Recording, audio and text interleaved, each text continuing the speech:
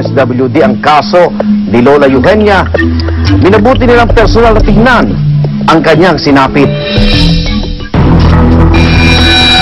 Sa opisina namin na allegedly ang isang matanda nakaranas ng maltreatment sa mga kapitbahay niya. At the same time siya ay nakatira sa isang maliit na bahay at ito ay dinatay nila ng maliit na sa comfort room.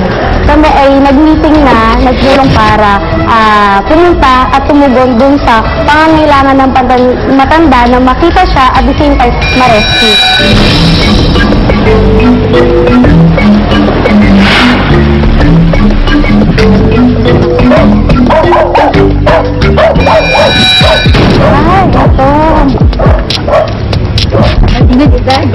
Good afternoon, Nay. Good afternoon. How are you, everybody? How are you? So, matagal na po kayo rito? Yung daily foods niyo, sino po nagpo-provide? I had to sell something in hospital in Manila, Chicheria. Nagbibenta po kayo.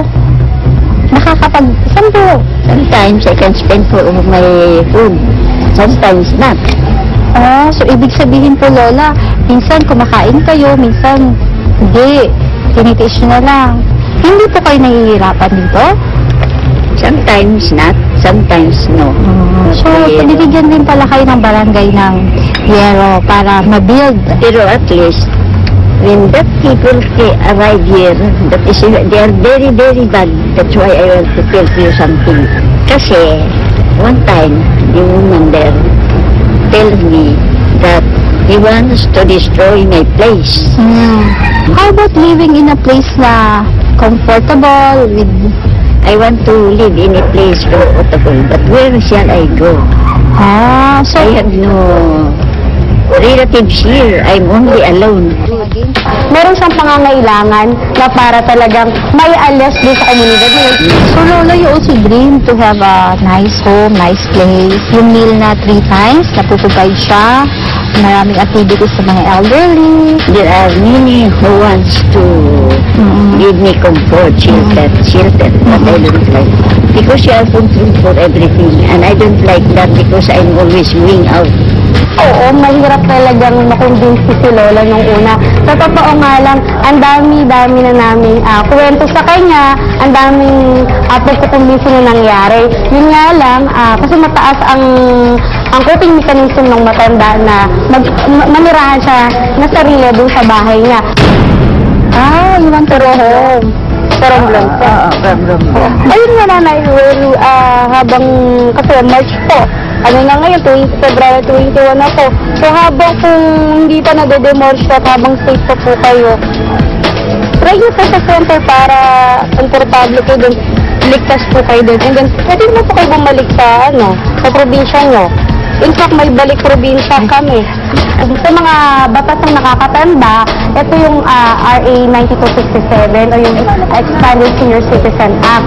Nagpoprotekta at nangangalaga sa karapatan ng mga matatanda. Isa sa mandato ng DSWD na ang mga, kung ganitong may mga ganitong kaso, DSWD ang immediately respond sa pagkuha o pagdala ng matanda sa isang institusyon. Dahil ang ginawa namin na strategy doon, niyaya muna namin si Lola na mamasyal doon sa may pupuntahan kami ng isang institusyon o sa isang lugar para makita niya at makaranas siya ng immersion doon sa institusyon.